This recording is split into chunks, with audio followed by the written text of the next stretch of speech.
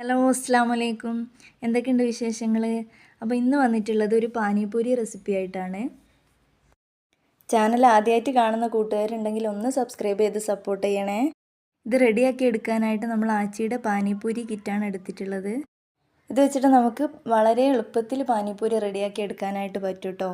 പിന്നെ ഒരു 10 മിനിറ്റ് കൊണ്ടൊക്കെ റെഡിയാക്കി എടുക്കാനായിട്ട് പറ്റും. നല്ല ടേസ്റ്റുമാണ്. അപ്പോൾ നമുക്ക് ഇതിൽ എന്തൊക്കെയാണ് ഉള്ളതെന്ന് നോക്കാം. ഇത് ഏകദേശം എല്ലാ ഷോപ്പിലും നമുക്ക് വാങ്ങിക്കാനായിട്ട് കിട്ടും. അപ്പോൾ ഇതിൽ 4 പാക്കറ്റായിട്ടാണ് കേട്ടോ കൊടുത്തിട്ടുള്ളത്. പാക്കിംഗ് ഒക്കെ നല്ല രസമുണ്ട് കാണാൻ. പിന്നെ ഇതിൽ മിൻറ്റ് ചട്നി ഉണ്ട്, പിന്നെ സ്വീറ്റ് ടെമറിൻ്റെ ചട്നി ഇല്ലേ അതുണ്ട്, പിന്നെ ചാറ്റ് മസാലയൊക്കെ ചേർത്തിട്ടുള്ള സീസണിങ് അതും ഉണ്ട്. എല്ലാം പേസ്റ്റ് ആയിട്ടാണ് കേട്ടോ ഉള്ളത്. ഇനി പൂരി റെഡിയാക്കി എടുക്കാം. ഈ ഒരു പാക്കറ്റിൽ നിന്ന് ഒരു 25ഓളം പൂരി വരെ നമുക്ക് കിട്ടും. അപ്പം പൂരി റെഡിയാക്കി എടുക്കാനായിട്ട് ചട്ടിയിൽ എണ്ണ വെച്ച് കൊടുത്ത് അത് ചൂടായതിന് ശേഷം ലോ ഫ്ലെയിമിലിടുക, എന്നിട്ട് ഫ്രൈ ചെയ്തെടുക്കുക. പിന്നെ ഫ്ലെയിം കൂട്ടി വെച്ചിട്ടുണ്ടെങ്കിൽ അത് കളറ് മാറും കേട്ടോ. അതുകൊണ്ടാണ് ലോ ഫ്ലെയിമിലിട്ടിട്ട് പിന്നെ ഇത് ഫ്രൈ ചെയ്തെടുക്കാനായിട്ട് നിൽക്കുന്നത്. ഈ ഒരു ടൈമിൽ തന്നെ അതിലേക്ക് വേണ്ട ഉരുളക്കിഴങ്ങ് വേവിക്കാനായിട്ട് വെച്ചിട്ടുണ്ട്. ഈ പാനിപൂരിൻ്റെ കിറ്റ് വാങ്ങുകയാണെങ്കിൽ നമുക്ക് പുറത്തുനിന്ന് വേണ്ടത് കുറച്ച് മല്ലിച്ചപ്പും പിന്നെ ഉരുളക്കിഴങ്ങും മാത്രമാണ് കേട്ടോ. ബാക്കി എല്ലാ കിറ്റിലുണ്ടാവും. ഞാനൊരു 2 മീഡിയം സൈസിലുള്ള ഉരുളക്കിഴങ്ങാണ് എടുത്തിട്ടുള്ളത്. അതൊരു 2 വിസിൽ വരുന്നവരെ വേവിച്ചെടുക്കുക. പിന്നെ ഉപ്പ് ചേർക്കുന്നില്ല. ഉപ്പ് പിന്നെ ലാസ്റ്റാണ് കേട്ടോ ചേർത്ത് കൊടുക്കുന്നത്. ഉപ്പൊന്നും ചേർക്കാണ്ടാണ് അത് വേവിച്ചെടുക്കുന്നത്. അങ്ങനെ പൂരി ഫുള്ളായിട്ട് ഫ്രൈ ചെയ്തെടുത്തിട്ടുണ്ട്. ഇനി നമുക്ക് പിന്നെ ഓരോ ബൗളിലായിട്ട് അതിൻ്റെ ചട്നി ഇട്ട് കൊടുക്കാം.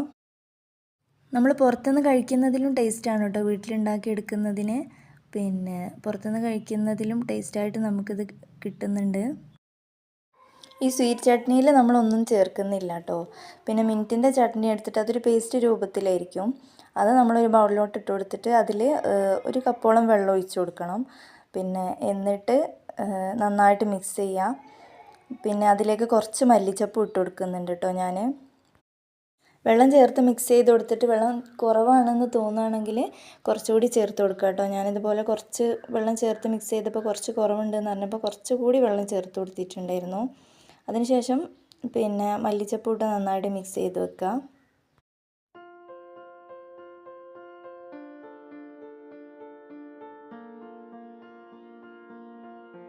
അതിനുശേഷം വേവിച്ചെടുത്ത ഉരുളക്കിഴങ്ങ് നന്നായിട്ട് ഉടച്ചെടുത്തിട്ട് അതിലോട്ട് ആവശ്യത്തിനുള്ള ഉപ്പിട്ട് കൊടുക്കുക.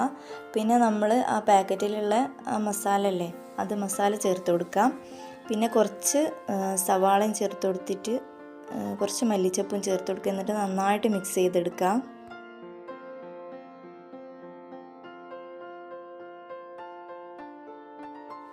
നല്ല പോലെ മിക്സ് ചെയ്തെടുത്തിട്ട് ഒരു 10 മിനിറ്റ് റെസ്റ്റ് ചെയ്യാൻ വെക്കുന്നത് നല്ലതാണ് കേട്ടോ. മസാലയൊക്കെ അതിൽ പിടിച്ചിട്ടുമ്പോൾ നല്ലൊരു ടേസ്റ്റ് വരുന്നുണ്ട്. അപ്പം